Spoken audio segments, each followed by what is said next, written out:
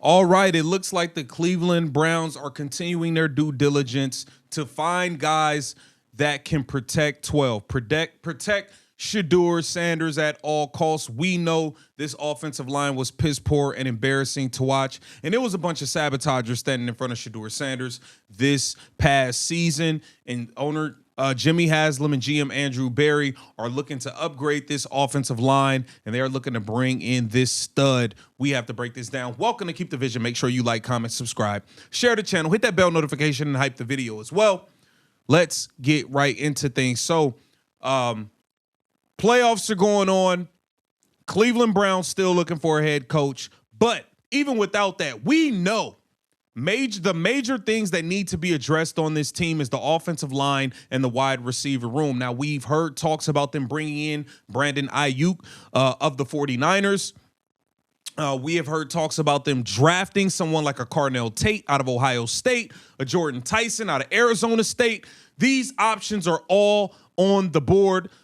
We've gone over a few offensive tackle prospects, and this is one that they are looking to bring in as well. We got to get to him. Caleb Lomu. He's a left tackle out of Utah. Here it says Lomu and Fano formed quite a combination at the tackle position. Let me open this up a little bit. At the tackle position for Utah the last 2 seasons, Fano lined up on the right, and Lomu was the left tackle for the Utes. So Lomu is a left tackle, and that's probably the most important spot on the offensive line because you got to protect Shedeur Sanders' blind side. So this could be a big get for the Cleveland Browns. Here it says, while Fano is capable of being great in both run and pass blocking, Lomu is much better pass protector than a run blocker. He earned a pass block of 82.1 and allowed just 6 quarterback hurries in 2025. But he only had a run block grade of 62. Part of the reason he hasn't been as good at run blocking is that he needs to get stronger at just 308 pounds. He may need more time to add weight before he can be a full-time starter, but there are plenty of reasons to love Lomu. He's a great pass blocker and has ideal movement skills for the left tackle position. I have him clearly ahead of Alabama's Caden Proctor among offensive tackles.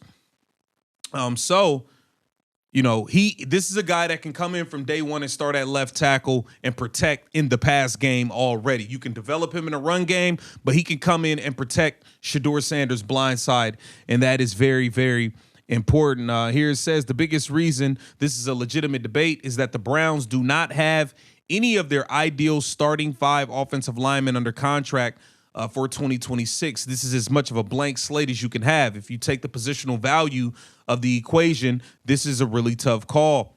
Both Lone and Lomu have great strength as blockers and worthy at this pick. So this is, you could look at this line dude, is arguably the best in college football. I mean, this dude is just a monster. They have been one of the most dominant groups in college football. Look at him. He literally just pancaked that dude.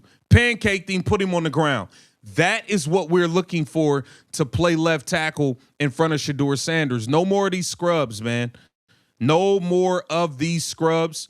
I don't have time to see a bunch of cab drivers and dudes that should be making sandwiches at Subway pretending to be offensive linemen and standing in front of Shedeur Sanders. It's an absolute joke, and it's ridiculous, man. I think it's absolutely ridiculous.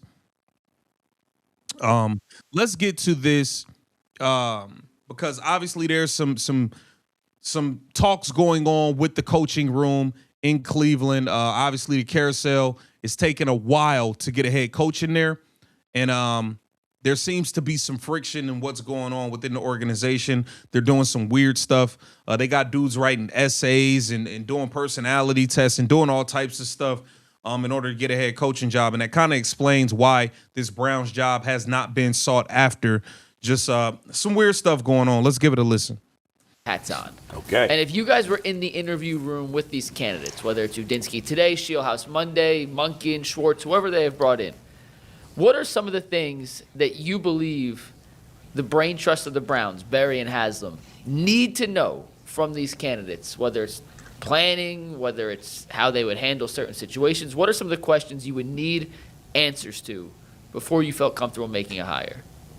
It's a good question. I mean, because some of the things I'd want to know from a guy, it's hard to, like, the most important thing to me is how good a leader are you. Yeah. But how am I going to find that out in an interview? I just don't think. I think it's impossible, right? So to me, that's the most important thing.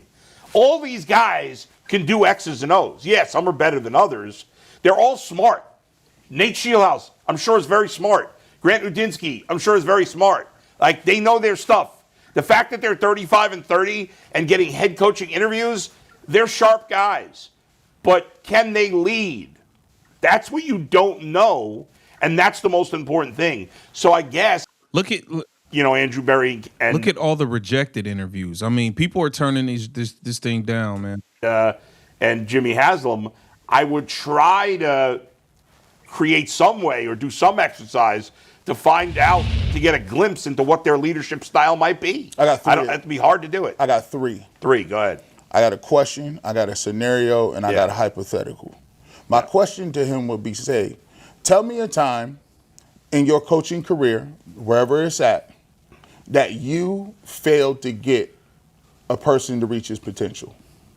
Right. And I want to know what it was and what you would do differently and why you failed. Good question. I like that. The second one, I would ask him, I need to know, I want you to, I'm going to give you some tape. I got Dylan Gabriel, Deshaun Watson, and I got Shedeur Sanders.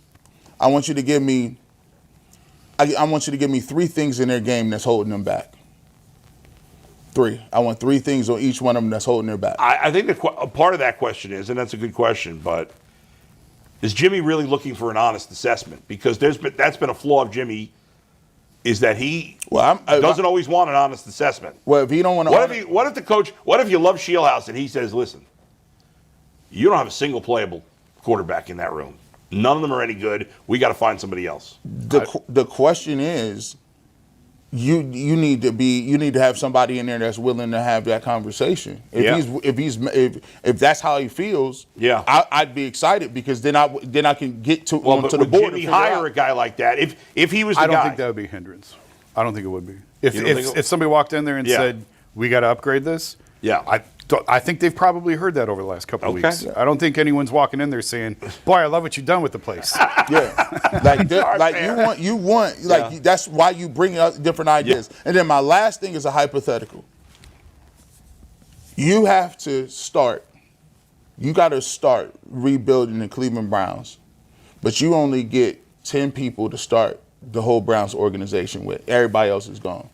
Give me the name of the 10 people, the 10 players that you got right now, and why would you pick those individuals to restart the Cleveland Browns? I like your questions. Because that would tell me what you value. It wouldn't be necessarily about who's better than whoever or who's good or who's not. It would be about, I'm using these 10 people to build the rest of what we have. They might be older, they might not be that great, but the culture is what I'm trying to get at. The only problem with that. That's interesting, man. So, I mean, look, whatever's going to take place, there needs to be major upgrades.